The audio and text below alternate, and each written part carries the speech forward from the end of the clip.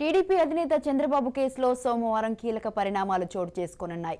మరోవైపు ఇవాళ Chandrababu bail petition Vijayawada కోర్టులో విచారణ జరగనుంది. 2 రోజుల సిఐడి కస్టడీ ముగియడంతో మళ్లీ కస్టడీకి రావాలని సిఐడి అధికారులు మెమో దాఖలు చేశారు. కస్టడీ పొడిగింపు పిటిషన్పై తమ వాదనలు కూడా వినాలని చంద్రబాబు తరపు న్యాయవాది పోసాని నిన్ననే కోరారు. ఈ రోజు మెమోపై కోర్టు విచారించే అవకాశం ఉంది.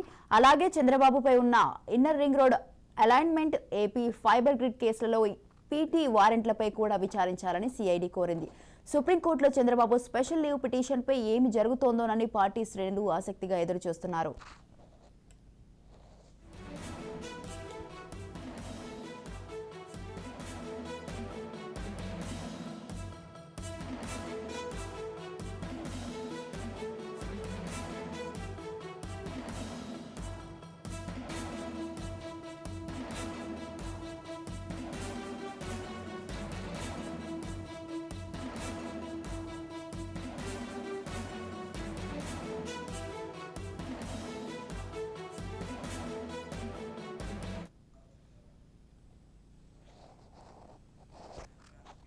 టీడీపీ అధినేత చంద్రబాబు కేసులో సోమవారం కీలక పరిణామాలు చోటు చేసుకోనున్నాయి. మరోవైపు ఇవాళ చంద్రబాబు బెయిల్ పిటిషన్ విజయవాడ కోర్టులో విచారణ జరగనుంది.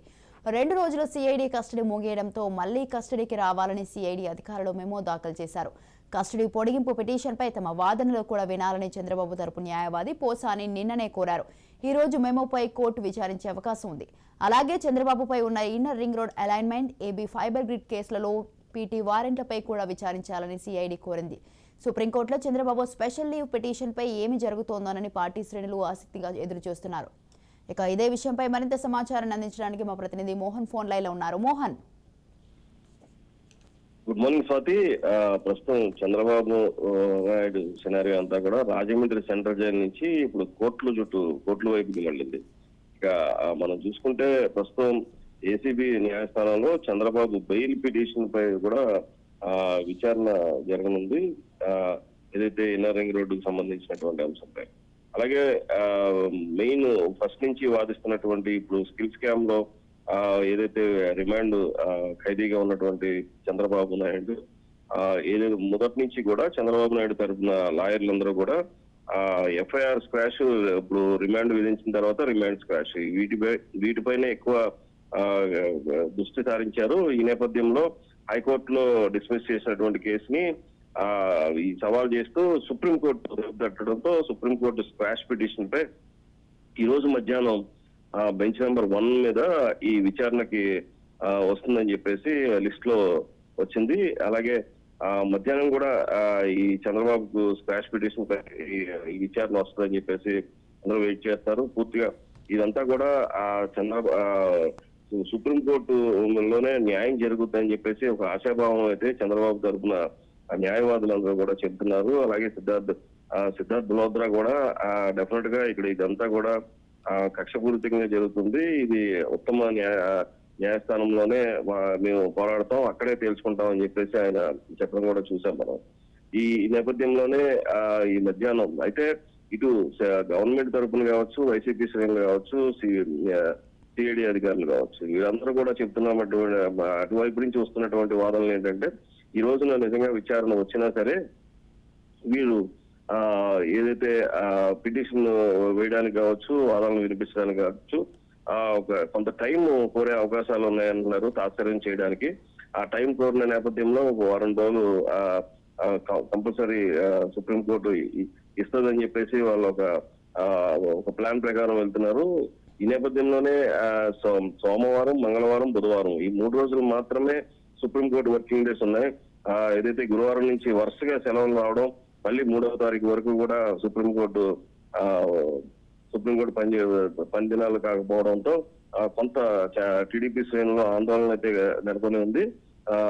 ఇప్పుడు మనం ఏదైతే చంద్రబాబు సహకరించలేదని నిన్న ఇక్కడ ఏసీబీ కోర్టుకి సిఐడి అధికారులు చెప్పిన నేపథ్యంలో ఈ టీడీపీ ఏదైతే చంద్రబాబు నాయుడు పోలీసులు కస్టడీలో పొడిగించాలని చెప్పేసి కూడా ఒక పిటిషన్ వేయాలని చెప్పి ఏసీబీ కోర్టు న్యాయమూర్తి చెప్పారు. నిన్న ఏదైతే వర్చువల్ లో జరిగినటువంటి వాదనలో ఈ విషయాన్ని తెలిపిన వెంటనే ఏసీబీ కోర్టు న్యాయమూర్తిని ఈ విషయాన్ని కోరారు సిఐడి అధికారులు.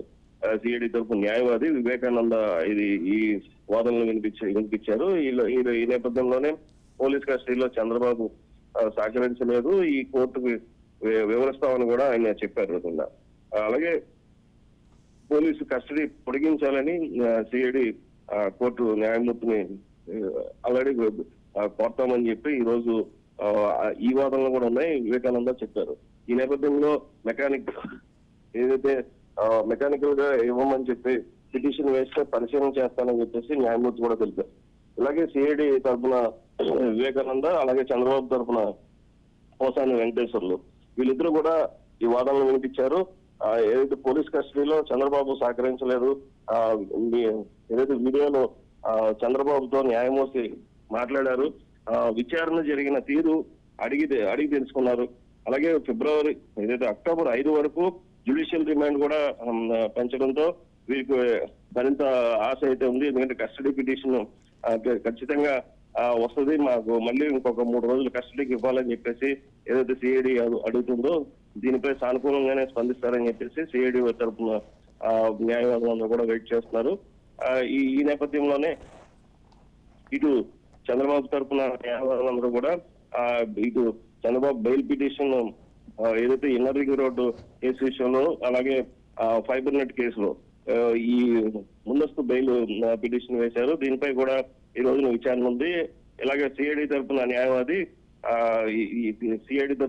వివేకానంద ఈ విషయాలన్నీ కూడా మనకి చెప్పడం చూసాం. ఈ నేపథ్యంలోనే చంద్రబాబు ఈ రోజు చాలా క్రూషియల్ గా మారనుంది. నిజంగా సుప్రీంకోర్టులో కనుక ఈ రోజు విచారణ వస్తే వెంటనే రెడీగా ఉన్నామని చెప్పేసి సిఐడి కూడా యాక్సెప్ట్ చేస్తే మాత్రం ఈ 2-3 రోజుల్లోనే ఒక క్లారిటీ వచ్చే అవకాశాలు ఉన్నాయి.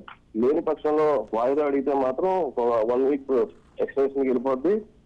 మళ్ళీ డెఫినెట్ గా అక్టోబర్ 4వ తారీఖు వరకే ఇదంతా కూడా సుప్రీంకోర్టులో వాదనలు వినిపించే అవకాశాలు ఉంటాయి. స్వాతి.